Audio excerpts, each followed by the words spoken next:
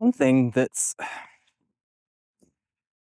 very important in the path of a Kundalini awakening is the visual state. Starting to have visions. Now, this doesn't mean that if you have visions, your Kundalini is awake.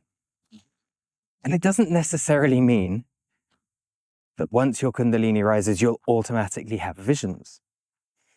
Some people have to work these things separately because they're not highly visual people. And so imagination practices and techniques of imagining an apple in your mind, a pencil in your mind, but looking at a pencil and then imagining that pencil, recreating it in your mind with every single detail is a great little practice.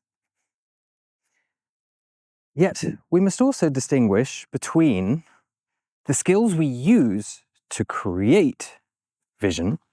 Sorry, this is a little bit difficult to walk here. Between that and what we see. We must also distinguish between visions that are almost dream-like in nature. So we could call it a daydream. Those visions we have of sort of trips, almost like ayahuasca and magic mushrooms and hallucinogenic things, that every time you have them, they are random. And then the visions one has after an awakening. So, one of the key differences here to know, I'm going to get into some of the caveats in a bit. One of the key differences here is after an awakening, we can test our vision. And I do this in my trainings with the people who have gone through the training afterwards, because it's not training and bye-bye. No, we continue the work together. And when people start to have visions in a group and shared visions, this is how we can start to know how deep we can go. And that, for those who've got the visual skill, can realize that it is more than just a dream that I'm having. There is a connection there. There is a certain energy flowing. We must also remember when it comes to these visions, that just with anything, and we even practice this when we're young, we look at the clouds and then we say, what does it look like? It's a rabbit, it's a dog, it's an aeroplane. This is almost training our brain in the wrong way. Because what it's doing, it's training, we can call it our left brain, in turning a part vision into something 3D, something material. So when we have these visions, not the dreamlike visions, not the ayahuasca visions, no, these deeper visions, we must remember that, because very often when this starts, we get these flashes of very, very fast, multiple visions. And if we try to look at them and see them, they sort of disappear.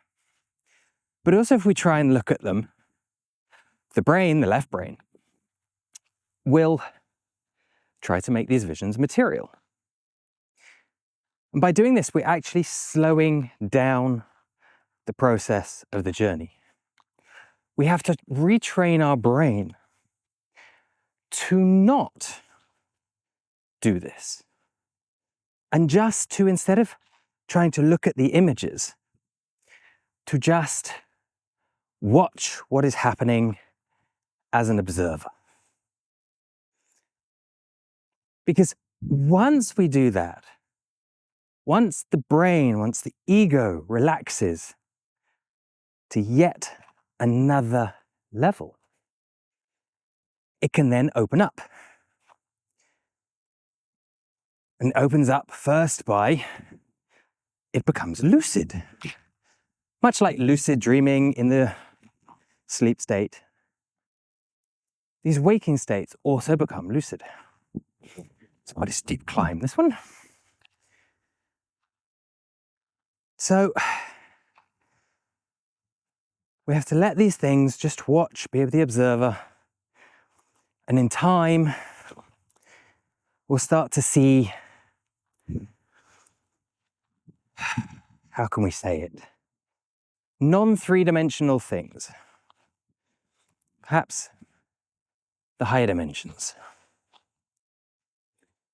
And as we don't attach ourselves to these higher dimensions, again, part of the process going higher and higher and higher, further and deeper, is of course what we could refer to as an out-of-body experience, getting to the astral plane, astral projection. But we can also take this to astral travel. If we do fixate on things, if we really want to, we can take this practice into remote viewing. These are all parts of the path. But so they're very different to these dream-like visions that we can have, which we can have with Reiki, we can have with pranapat, we can have with ayahuasca, we can have with magic mushrooms.